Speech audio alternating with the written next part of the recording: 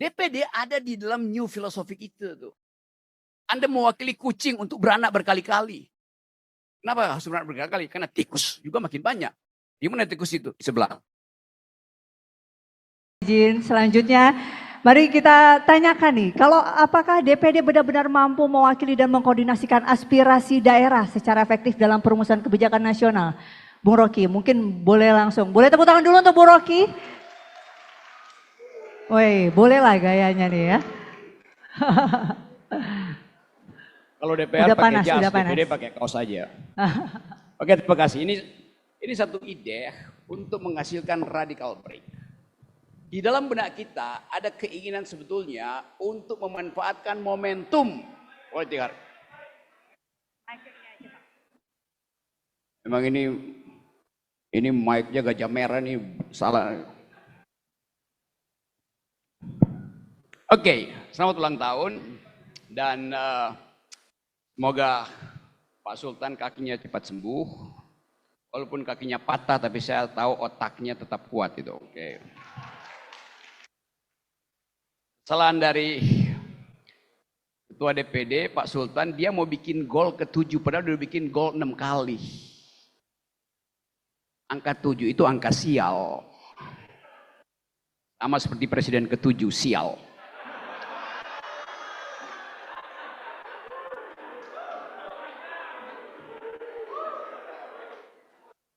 Oke, terima kasih, saya pulang sekarang. Kita mau lihat sebetulnya apa fungsi DPD di dalam era green democracy. Satu isu yang sekarang jadi percakapan anak muda sedunia. Orang nggak tanya lagi, do you speak demokrasi konstitusional, do you speak financial market, do you speak macam-macam English. Orang tanya, do you speak green democracy, do you speak environmental ethics, do you speak gender equality. Semua itu adalah new kind of global grammar. Jadi DPD tidak lagi terikat pada kondisi lokal nasional kita, terikat pada kondisi global. Begitu Anda bicara tentang green demokrasi, Anda bicara tentang wakil-wakil bumi, bukan lagi wakil-wakil daerah tuh. Kita mau ambil konsekuensi itu tuh. Dan sekarang kita mau lihat apa yang bisa kita pastikan melampaui apa yang diinginkan oleh para politisi itu. Daerah itu bukan sekedar mewakili daerah, Anda mewakili gajah di Sumatera, Anda mewakili pohon yang sedang cemas karena akan dijadikan food estate di Papua tuh. Anda mewakili sungai yang haknya untuk meliuk itu dibendung sehingga dia sekedar jadi terowongan air tuh. DPD ada di dalam new philosophy itu tuh. Anda mewakili kucing untuk beranak berkali-kali. Kenapa harus beranak berkali-kali? Karena tikus juga makin banyak. Di mana tikus itu? Di sebelah. Ya itu. Etikanya begitu. Jadi kita mau lihat bahwa dunia ini mengalami konfrontasi nilai habis-habisan. Dan kita ada di situ mau menetapkan. Anggota DPR oke, wakil rakyat. Anda wakil apa? Wakil daerah? Tidak, wakil rakyat juga. Tapi ada dua jenis rakyat, rakyat politis dan rakyat etis. Rakyat politik di sebelah situ, rakyat etis ada di sini. Sekarang kita memerlukan rakyat etis. Orang baca apa tuh parlemen? Keputusan parlemen bisa dibatalkan oleh netizen hari ini. Yang terjadi dalam Nepal paradoks itu. Jadi bayangkan misalnya kalau DPD tetap sekedar dihasilkan untuk pendamping junior atau disebut apa? Anak tirinya demokrasi. Yang di situ anak apa sebelahnya? Anak nakal. Jadi orang melihat sekarang kontras etis antara DPD yang seharusnya mewakili etika publik dan DPR yang memang hanya mewakili etika politik. Dunia sekarang menginginkan ada etika baru yaitu etika publik. Isinya apa? Etika lingkungan. Jadi kita mau coba mengaktifkan akal sehat di gedung ini. Supaya satu waktu kita tahu bahwa DPD itu bukan sekedar bicameral dalam sistem bicameral. Tapi dia mewakili kepentingan global tentang merawat bumi. Karena itu kita ingin pastikan DPD do speak environmental ethics.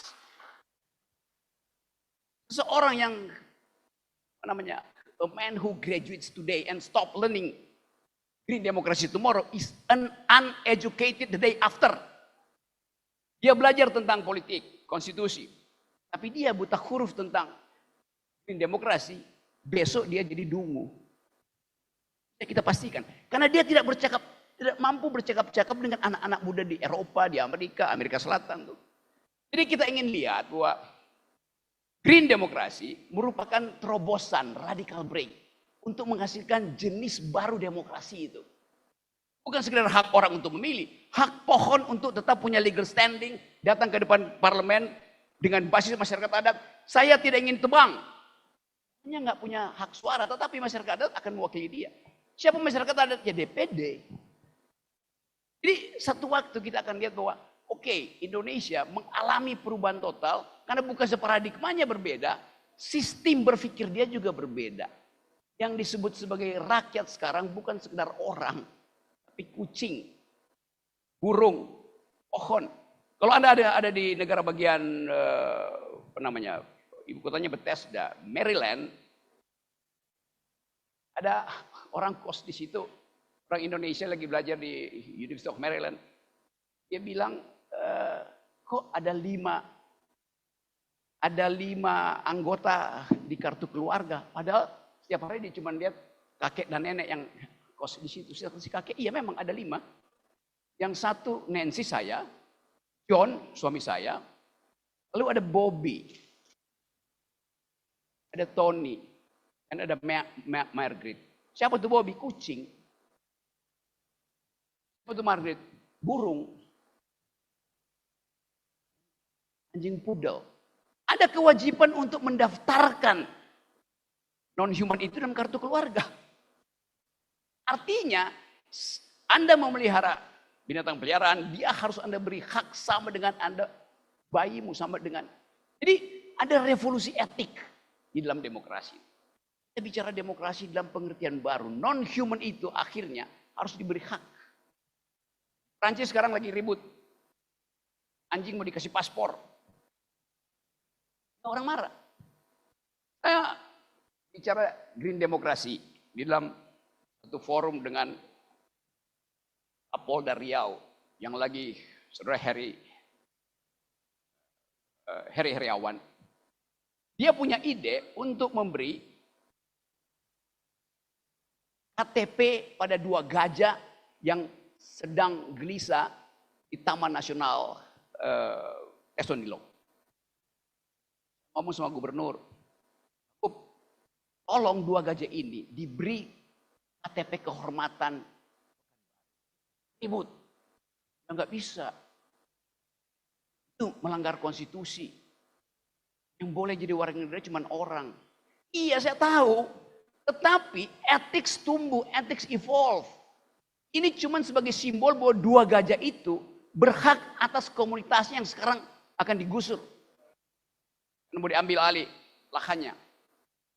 Jadi dengan cara itu unik. Oh ya, ada 2 gajah. Satu namanya Domang, satu namanya Tari. Usulkan, kasih 2 gajah ini hak untuk dilindungi. Karena itu protect dia secara kultural. Ya saya tahu memang bikin KTP mesti manusia. Tetapi ini perubahan tentang cara kita melihat demokrasi. Demokrasi itu juga hak gajah untuk ada di dalam komunitas itu. Sekarang mau diambil oleh Pak Prabowo dan kita nggak tahu tuh. Apakah setelah 2 juta hektar diambil, kembali pada masyarakat adat atau kembali pada bisnis. Mesti ada kepastian. Kembali pada gajah, pada sarang semut, atau pergi ke Agrinas. Kan ini yang kita maksud, yang mengerti itu cuma DPD. Karena dia betul-betul tidak ada filter untuk jadi wakil dari rakyat daerah kan. DPR kan difilter 3 kali tuh. Di KPU difilter, di mana, di partai difilter, di media massa difilter.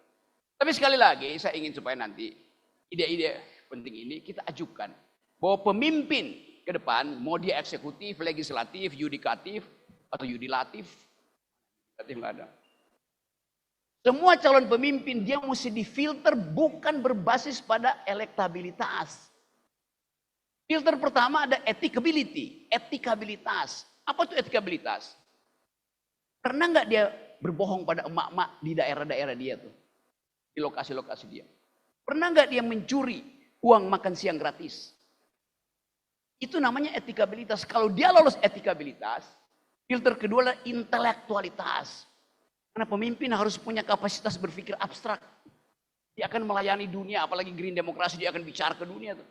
Pemimpin itu, anggota DPR maupun menteri harus punya dua filter itu, filter etikabilitas, baru filter intelektualitas. Setelah itu kita izinkan dia untuk diuji elektabilitasnya. Kedai kopi. Nah sekarang yang terjadi, elektabilitas diunggulkan, padahal intelektualitasnya nggak ada. Mana dia? Oh fotonya nggak ada. Biasanya ada sebelah kiri. Kan itu soalnya tuh.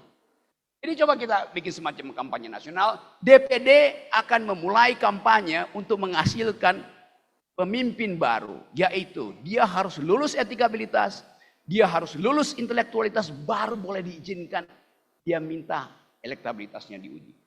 Itu yang akan jadi semacam modal pertama DPD untuk mengatakan kami paham jenis demokrasi baru. DPD ingin menghasilkan leader, bukan dealer. Terima kasih. Baik, terima kasih Bung Rocky.